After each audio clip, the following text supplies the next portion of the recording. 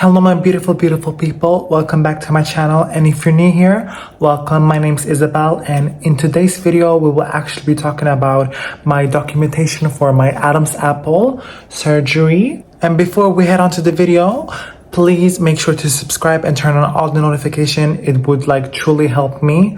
Oh my god, I just noticed that this whole time I wasn't looking at the camera. Anyways, it would truly help me, and please give the video a thumbs up as well. And then also, what else is there? Please share the video if you can as well, and feel free to comment anything and I will most likely answer your comment as well. So yeah, let's head on to the video right away.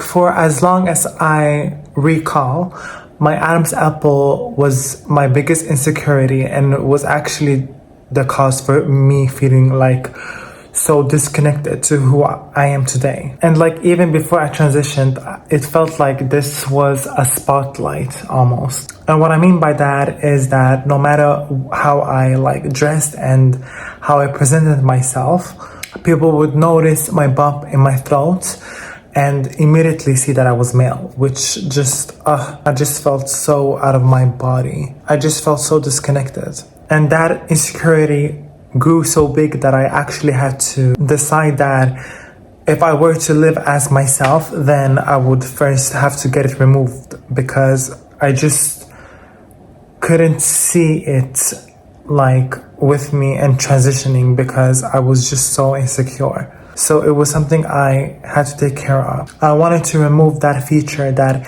never felt like it belonged to me. And during my documentations, obviously I was a boy at that time because I had the surgery 3 months ago. So you will see the clips as me as a boy. But remember you guys, this was 3 months ago. So I have lived openly as trans after that, ever since. So yeah, let's head on to the documentations and I will do a voiceover. And yeah, I will go through the whole process and lead you guys on the journey. I mean, it was pretty hectic, but I managed to do it alone as well. So yeah, I'll let you guys head on to the documentation and yeah, see ya there. Hi everyone, welcome back. And for those of you who are new here, my name is Isabel and I'm 20 years old. I live in Sweden and I've been living openly as a trans woman for just about 3 months now. But here's something I've never shared in detail before. When I traveled to Turkey for my Adam's apple reduction, I actually wasn't out yet. I was still presenting myself as male in everyday life, still hiding a huge part of myself from the world. And that's why this surgery was so emotional for me. My Adam's apple was my biggest insecurity ever. It didn't matter if other people noticed it or not, I noticed it. Every time I looked in the mirror, every time I spoke to someone, it was like my throat was betraying me all the time, seriously. It felt like the one thing keeping me from stepping fully into the woman I knew I was inside. So when I booked that flight to Turkey, it wasn't just about the surgery. It was about giving myself permission to, finally start living. Before I really came out, I got really good at hiding. Makeup, angles, even how I positioned myself in photos. It was all about covering my throat. Some people might think an Adam's apple is a small detail, but for me, it wasn't small at all. It was like this giant reminder that you're not who you want to be yet.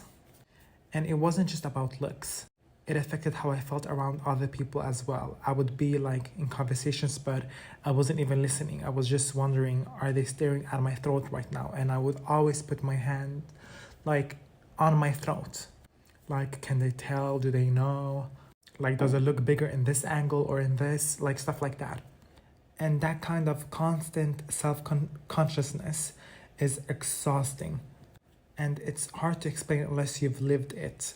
But if you're trans, you probably know what I mean. That one feature that feels like it shouts louder than anything else. So for me, I knew that this had to be my first surgery ever.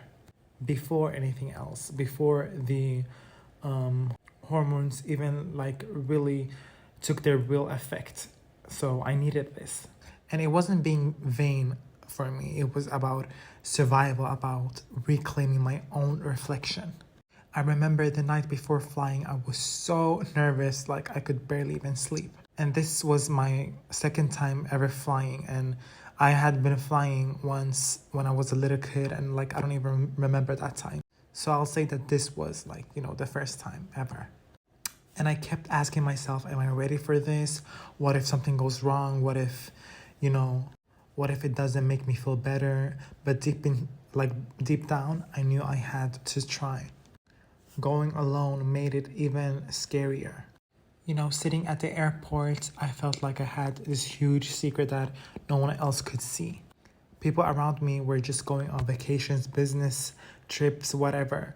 And here I was about to take, this massive step into who I really am.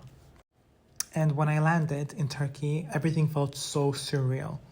The clinic had arranged transportation, and I remember sitting in the car looking out at this, completely new country, thinking this is where my life is going to change forever. And the staff at the clinic were so kind and professional, and they really did explain everything clearly. And that helped me calm down just a little bit more. But honestly, the nerves never fully went away until after the surgery was done. And the day of the surgery, oh my God, or let's say the morning, my heart was pounding out of my chest. And I was awake during the surgery because I wasn't gonna pay for the anesthesia. Because that anesthesia is so expensive. But they gave me seduction, so I couldn't feel anything. And during all of this time, all I could think of was, this is it. Like years of insecurity, years of hiding, years of waiting. And in a few hours, that part of me would be gone. And the doctor came in, explained the procedure again, and then they rolled me into the operating room. And I remember laying down, looking up at the lights and feeling this strange mix of terror and hope at the same time. It was so strange. And then, the surgery was completed. The surgery itself took about an hour, but of course, I didn't feel anything. But my throat it felt sore, and my voice sounded raspy, and my neck felt even more tighter as the day went by. But the very first thing I did was reach up and touch my throat. Even swallowed and bandaged, I could feel the difference. That was the moment I started to cry, not from pain, but from relief. For the very first time, I felt like a piece of the puzzle had finally, clicked into place. The first week of recovery was actually tough. I always felt faint. Swallowing was uncomfortable, and my voice got weaker, and the bruising was pretty dramatic, actually. There were definitely moments where I thought, what if it doesn't heal right? What if it ends up worse? But every single day I saw a small change. The swelling went down and the bruises faded and the scar began to shrink. And with each little change, my confidence grew. This surgery was a turning point for me. Right after it, I finally felt ready to live openly as a woman. And that's exactly what I did. So that's my Adam's apple reduction story. From having to be scared and hidden to 3 months post-op and free, finally. Thank you guys so much for letting me share this personal documentation with you guys. If you have a question about the surgery, please feel free to comment down below. You can ask me about the surgery or the recovery or even me being trans, whatever. I would love to talk about it. And make sure to subscribe and turn on all the notifications. And please give the video a thumbs up as well and share the video as well if you can.